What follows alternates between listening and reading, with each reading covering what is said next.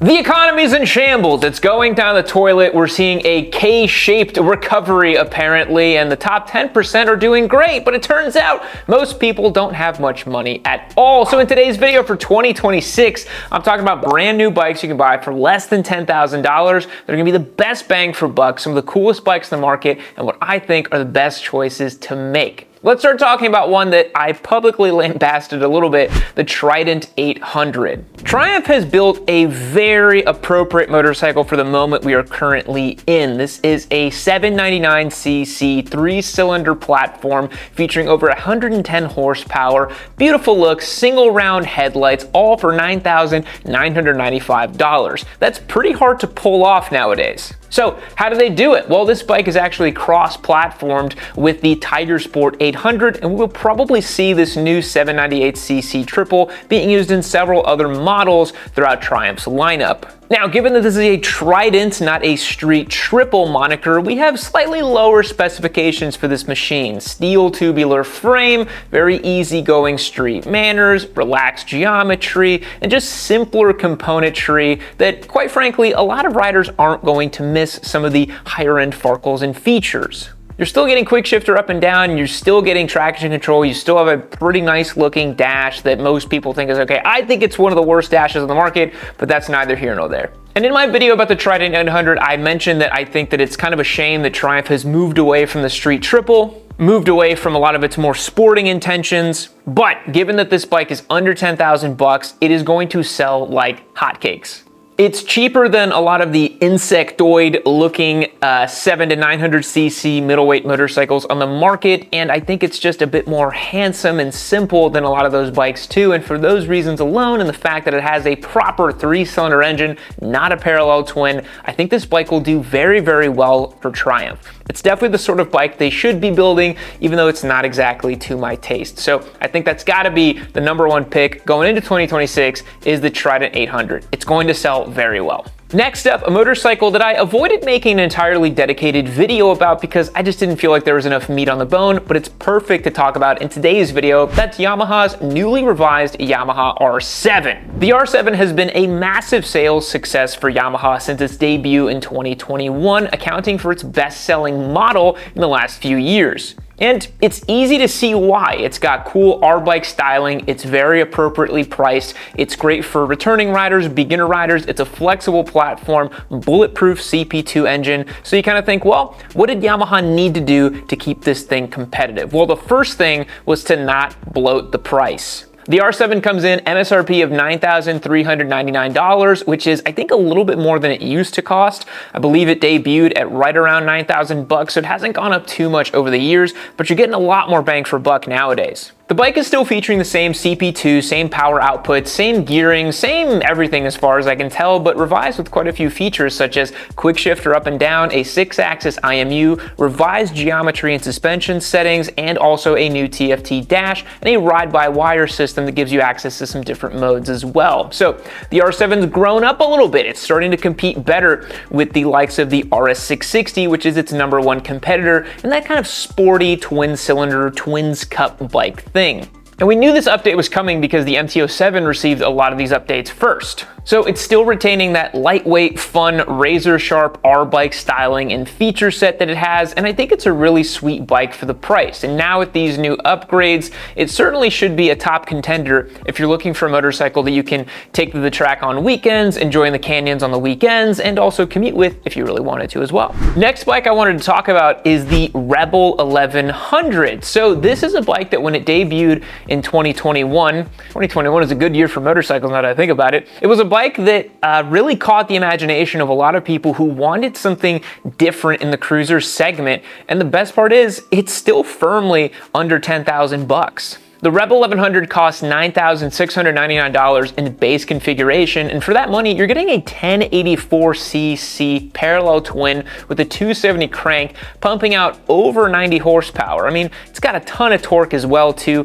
meaty, strong engine derived from the Africa twin, cross-platformed along the sides of Honda's touring and adventure-style motorcycles it features in quite a few different bikes. And this was a bike that I think for a long time, it really sits atop the throne of the kind of alternative cruiser market. I think the cruiser market is oftentimes like there's guys who are gonna get Harleys and Indians, and then there's everybody else who wants to try something different. And to me, the Japanese are often at their best when they're doing stuff that they wanna do that is unique to them and not copying anybody else. So they lean into what they're good at with the Rebel 1100. It is a peppy, lightweight, fun cruiser that has a bit more style and attitude than a lot of Metro cruisers we've seen in the past. I think you put an exhaust on this thing, it sounds awesome. We actually gave one of these away back in 2021, and it was a great bike. And if memory serves me correctly, the first ride and review of that bike on this channel has like well over 700,000 views at this point, so this is not exactly a sleeper hit,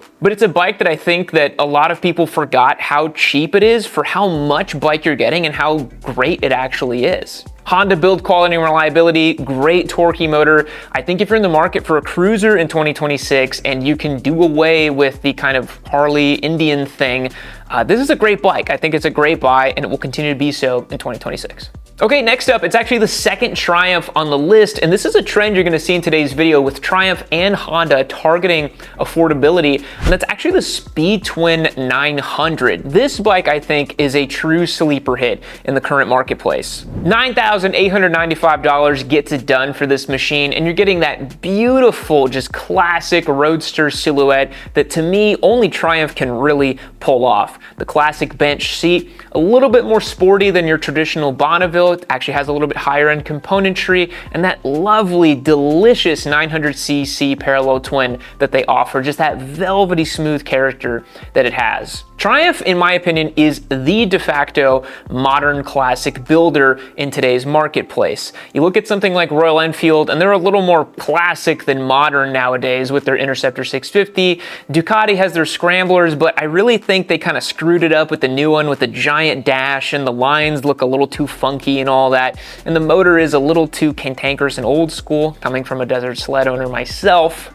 And some of the other offerings in the marketplace just don't quite capture that same magic that Triumph does. And the fact that you can get this for sub 10,000 bucks is fantastic. The Speed Twin's a bike that fits a lot of different people. You know, I could see a more mature rider picking this up as their first motorcycle. I actually see a lot of guys kind of in their late 30s, early 40s. They want a new motorcycle to start off riding with. They don't want something in the sub 500cc category. They want something substantial and cool.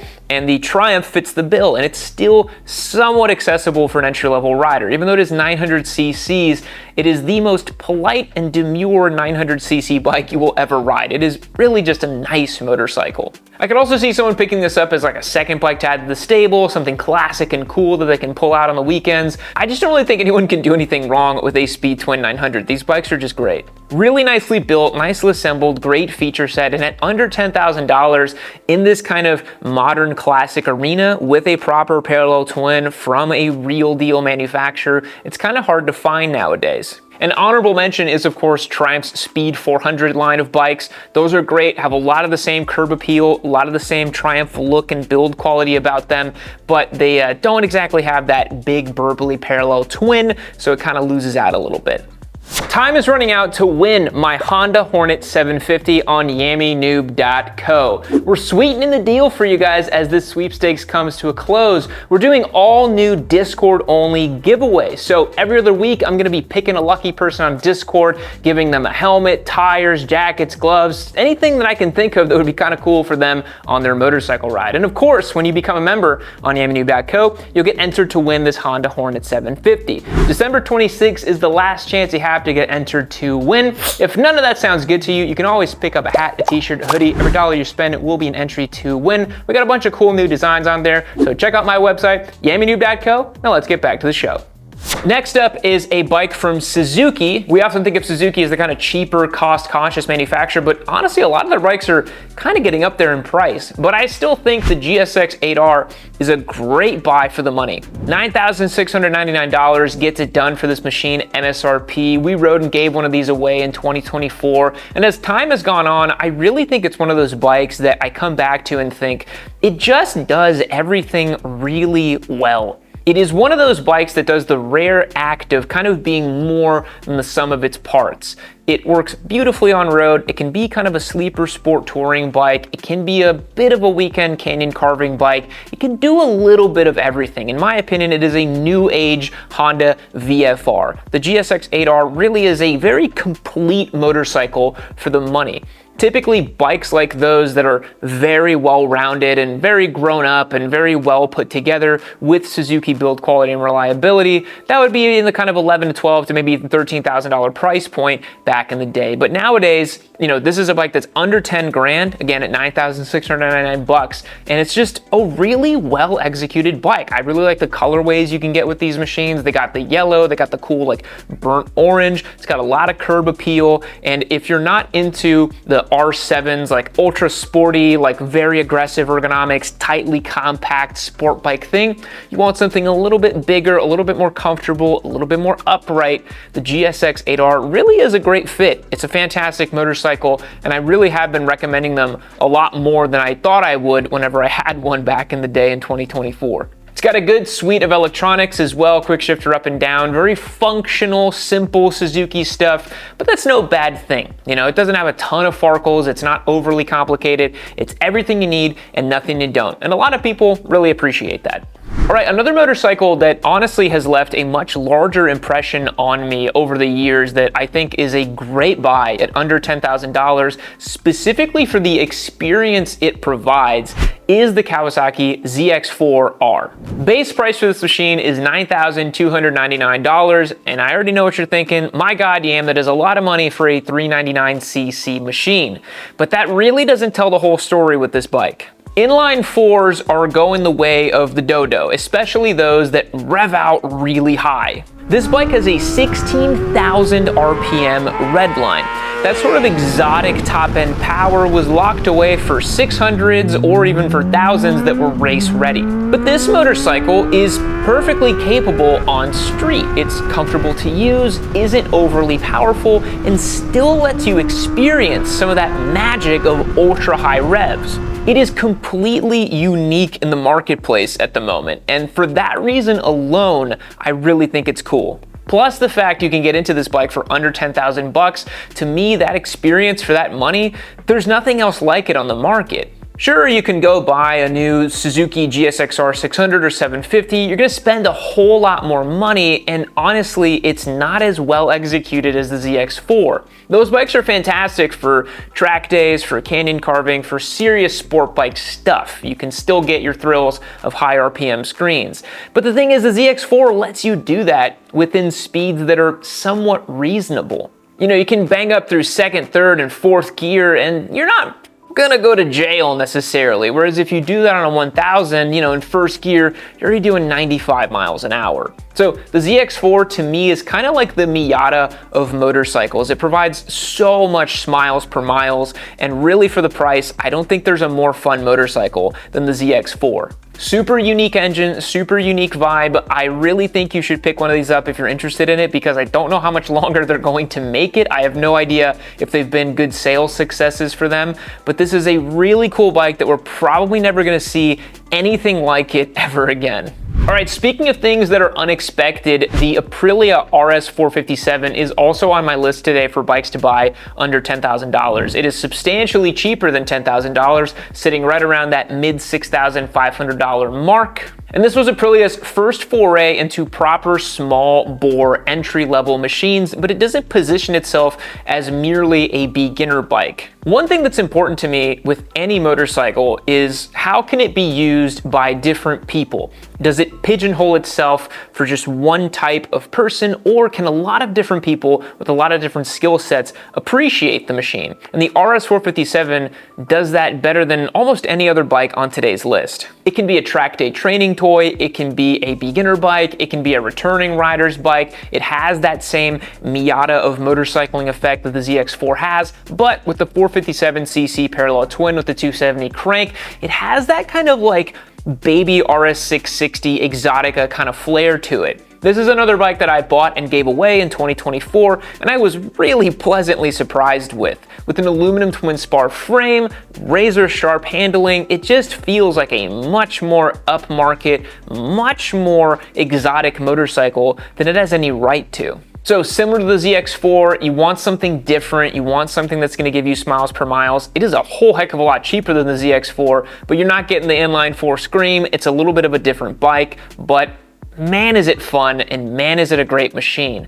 Reliability concerns are always going to come up, especially with an Indian-built bike by an Italian manufacturer, but it remains to be seen. For what it's worth, I own an Aprilia. I've put on about 6,500 miles on my Touareg. I've never had any issues with it. I think the brand does a lot of great stuff. The RS 660s, when they first debuted, had a bit of an issue, but from what I recall, those were recalled and were remedied, and I don't really hear too many issues with these bikes. Remember, Aprilia is owned by the Piaggio Group, which is a much larger conglomeration, so these aren't like, you know, backyard-built Italian motorcycles. This is a huge company that's building these things. You can kind of be like the VW Group, kind of operating and building Porsches, like specialized products, but owned by a larger conglomerate. Ducati's been doing the same thing, right? They're owned by VW, they make better bikes, processes improve. I think Germans should just own everything.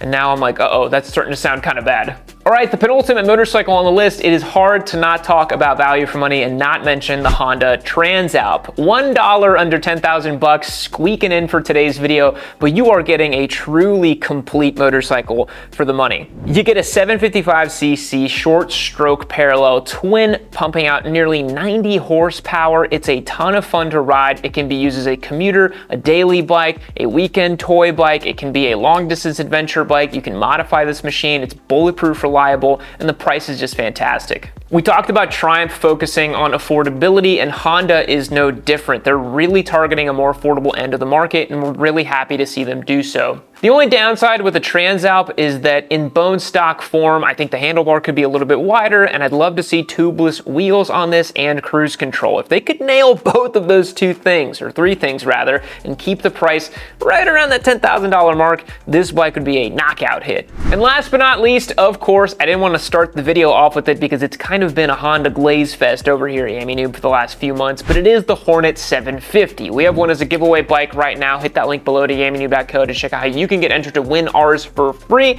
But of course, this bike, I think, has no equal in the current $10,000 sub price point. This is just a great motorcycle. $7,999 bucks gets you a 755cc parallel twin, making upwards of 90 horsepower.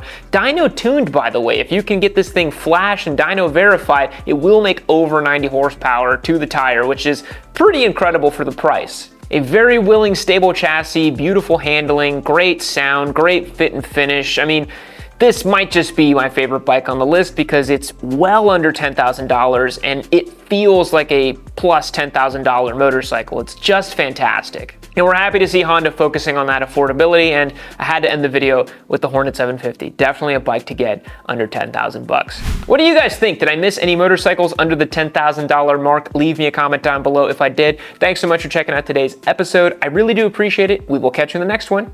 See you later.